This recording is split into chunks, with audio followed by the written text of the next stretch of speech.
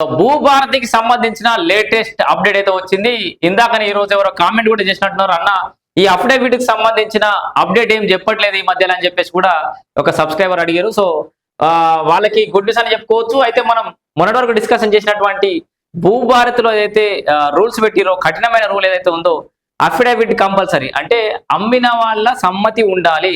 ఎవరైతే అమ్మిరో జాగాను వాళ్ళ సమ్మతి ఉండాలి, వాళ్ళు అఫిడవిట్ ఇవ్వాలనే నిబంధన వల్ల ఈ సాదా బైనామాలకు సంబంధించి చాలా దరఖాస్తులు పెండింగ్ లో ఉండిపోయినాయి, లక్షలలో పెండింగ్ లో ఉండిపోయినాయి. సో వాటన్నిటికీ సింపుల్ సొల్యూషన్, దీనికి అఫిడవిట్ అవసరం లేదు అని ప్రభుత్వం చెప్పాలి. సో ఎవరో కొంతమంది ఐఏఎస్లు కావాలని ఆ కఠినతరమైనటువంటి నిబంధన పెట్టిరు. దానివల్ల క్షేత్రస్థాయిలో సాదా బైనామాలు క్లియర్ కాలేదు. అది సిసిఎల్ఏ వరకు మళ్ళీ చేరింది. సిసిఎల్ఏ మన రాష్ట్ర ముఖ్యమంత్రి రేవంత్ రెడ్డి గారి దగ్గర కూడా ఈ ఫైల్ పోయినట్టుగా తెలుస్తోంది. రాష్ట్ర ముఖ్యమంత్రి రేవంత్ రెడ్డి గారు కూడా దీనికి సంబంధించి సానుకూలంగా స్పందించినట్టుగా ప్రస్తుతం అయితే సమాచారం అందుతోంది. సో రాష్ట్రంలో 5 ఏళ్లుగా పెండింగ్ లో ఉన్న సాదా బైనామా దరఖాస్తుల పరిష్కారానికి త్వరలో మార్గం అయితే సుగమం కానున్నట్టుగా తెలుస్తోంది.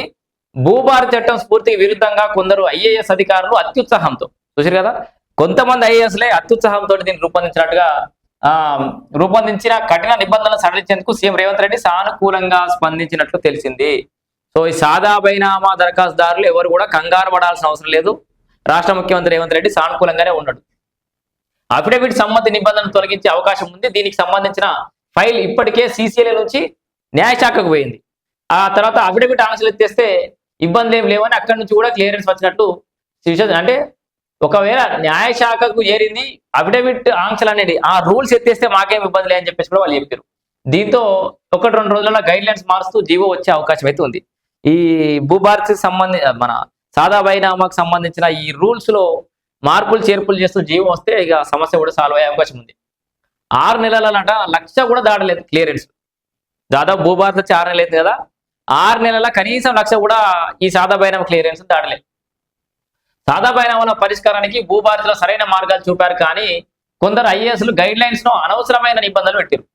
దాంట్లో మంచిగానే ఉన్నాయి, భూభారతి చట్టం మంచిగానే ఉంది, కానీ ఈ గైడ్ లైన్స్ ఏవైతున్నాయో అక్కడనే వచ్చిన సమస్య. దీంతో పెండింగ్ లో ఉన్న 9 లక్షల అప్లికేషన్లలో 1,00,000 కూడా క్లియర్ కాలేదు. ఇక గైడ్ లైన్స్ రిలీజ్ చేసి 6 నెలలు దాటినా ఏ జిల్లాలో కూడా కనీసం 10% కూడా పరిష్కారం కాలేదు. ఎందుకంటే అమ్మిన వ్యక్తి నోటరీ లేదా ఎన్ఓసి తేవాలన్న నిబంధన పెద్ద అడ్డంకిగా మారింది.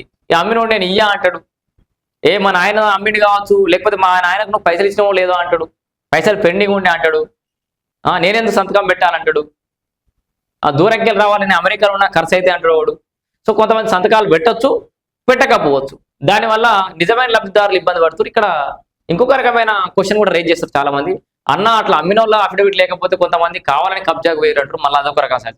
మనం ఎటు చూసుకుంటే అంటే మెజారిటీ వరకు అయితే మోకా మీదికి పోయి, అంటే పొజిషన్లో ఎవరు ఉన్నారో సర్వే చేసుకొని చుట్టుపక్కల వాళ్ళని ఎంక్వైరీ చేసి భూమి ఇవ్వడం, నిజంగా వాళ్ళు కబ్జాకి వచ్చిర్రా, గతంలో చాలా ఏళ్ళ నుంచి ఇంకెవరైనా అసలైన యజమాని కొట్లాడుతున్నారని తెలిసిపోతుంది. మోకా మీదకి పోతే మీరు అభ్యంతరాలు లేవనెత్తే సరిపోతుంది. నిజంగా మీరు ఎవరు లబ్ధిదారులు ఉన్నారు, మొగ మీదకి వచ్చిన సర్టిఫికేట్ ఎట్లా ఇస్తారు, అది నా జాగా, మా నాయన ఎన్నేళ్ళ నుంచి మా పేరు మీదనే ఉంది అని కొట్లాడేటోళ్ళు ఉంటే చుట్టుపక్కల ఆటోమేటిక్గా చెప్పేస్తారు.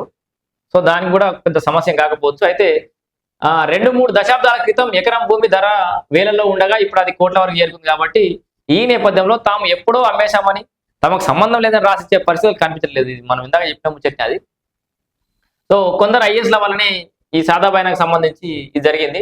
సో ఏమంటారు, గతంలోనే పలుమార్లు సాదా బైనామాల క్రమబద్ధీకరణ జరిగిందని, మరోసారి అవసరం లేదంటూ తప్పుదోవ పట్టించే ప్రయత్నాలు చేసినట్లు ఆరోపణలు వస్తున్నాయి. భూభారతి చట్టం అమల్లోకి రాగానే మంత్రి పొంగులేటి శ్రీనివాసరెడ్డి జోక్యంతో స్టే ఎత్తేయించారు.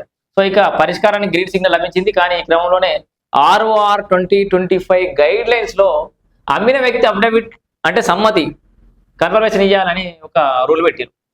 ఇక సీఎం అయితే దీనికి సానుకూలంగా స్పందించిండు. మొత్తానికి ఈ అప్లికేషన్ లో కనీసం ఒక 50% జెన్యున్ గా ఉంటాయని తహసీల్దార్లు అంటారు. అంతే కదా, మనం మెజారిటీగా న్యాయం చేసే ఒక పరిస్థితి చూడాలి. కానీ ఇక మళ్ళీ రూల్స్ పట్టుకొని కూర్చుంటే 9 లక్షల ఏడే అనే ఉంటున్నాయి. మరి అంటే 4.5 లక్షల కుటుంబాలకైనా న్యాయం జరుగుతుందని, ఇది ఇలాగే కొనసాగితే లేదా అప్లికేషన్లు అమ్మిన వ్యక్తి సమ్మతి లేదని కొట్టేస్తే అటు కోర్టుకు వెళ్ళే ఆస్కారం లేకుండా ఇప్పుడు 9 లక్షలు ఉన్నాయి పెండింగ్.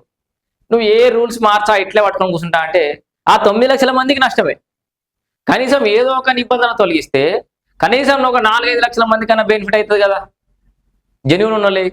సో ఇది ఆ కాన్సెప్ట్ అన్నట్టు. కానీ గైడ్లైన్స్ మార్చాలంటే కష్టం అంటూ అప్పటి ఐఏఎస్ అధికారులు తప్పించుకునే ప్రయత్నం చేశారు. కానీ కొన్ని రోజుల క్రితం సాదా బైనామాల క్రమబద్ధీకరణపై సీఎం రేవంత్ రెడ్డి దగ్గర కొందరు రైతు ప్రతినిధులు, రెవెన్యూ చట్టాల నిపుణుల మధ్య ఈ అంశం చర్చకు వచ్చింది. ఈ క్రమంలోనే ఆంక్షల పరంపరను ప్రస్తావించారు. దీంతో అవును నిజమే కదా, ఇన్నేళ్ల తర్వాత అన్నట్లు నోటరీ అఫిడవిట్ ఇవ్వమంటే ఎవరు ఇస్తారని చెప్పేసి అయితే రేవంత్ రెడ్డి చెప్పినట్టుగా ఉంది. సో పొసెషన్ తోనే క్లియరెన్స్ అట. సో ఇప్పటికే దరఖాస్తుదారులు వాళ్ళ దగ్గర ఉన్న అన్ని డాక్యుమెంట్లను జత చేశారు. ఇప్పుడు సాదా బైనామాకు అప్లై చేసుకున్నప్పుడు అన్ని డాక్యుమెంట్స్ జత చేశారు. తెల్ల కాగితం మీదనే కొనుగోలు చేశారని స్పష్టంగా ఉంది. ఈ నేపథ్యంలో సాక్ష్యాలను విచారించవచ్చు. ఎందుకంటే సాక్షి సంతకాలు పెడతారు కదా ఆ తెల్ల కాగితాల మీద. నలుగురు పెట్టినప్పుడు ఒక్కలో ఇద్దరు చనిపోయినా ఇంకో ఒక్కలో ఇద్దరు అన్న మిగులుతారు. లేకపోతే వాళ్ళ వారసులు అని ఉంటారు, జర బుద్ధి తెలిసిన వాడు ఎవడన్నా. సదర్ ల్యాండ్ లో ఎన్నేళ్ల నుంచి పొజిషన్ లో ఉన్నారనే విషయాన్ని ఇరుగు పొరుగు రైతుల నుంచి తెలుసుకోవచ్చు.